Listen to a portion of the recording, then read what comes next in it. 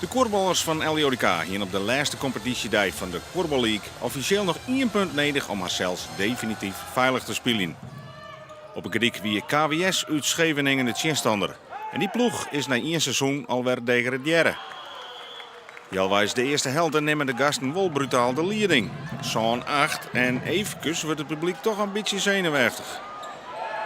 Maar onder de hand van uitblinker Menno Russen pakt LJODK nog voor het skoft weer de leiding. 10-8 met zijn 5e treffer alweer. Op de orenvelden staan de concurrenten Offo en Dalto op verlies en KWS begint kansen te missen. En LJODK kan dus uitrennen. Alle 4 malen scoren. En bij het skoft stiert er een noffelijke 16-10 tussen staan op het boord.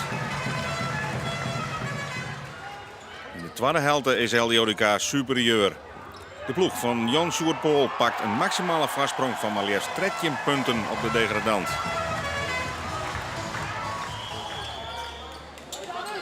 Menno Russen eindigt op 9 treffers. En LJODK wint uiteindelijk roem met 28-9. Voor het tweede jaar op Riegen jet LJODK bij de beste 8 ploegen van Nederland.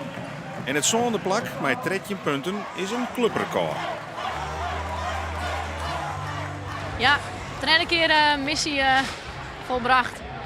We hier misschien wel iets hoger eindigen wil, maar de competitie, het is een hele spannende competitie. En we hebben het echt spannend gehouden tot het einde. En Joert heeft het keurig afmaken. Nou, hier tegen ik tussen een peerwedstrijd een heel hoog niveau halen. Maar we hebben wel een paar keer bij we erin zakken. En dat is jammer, maar goed, dat is een taak van de volgende trainer, denk ik. Takem seizoen hoopt het LJODK op aansluiting bij de subtop.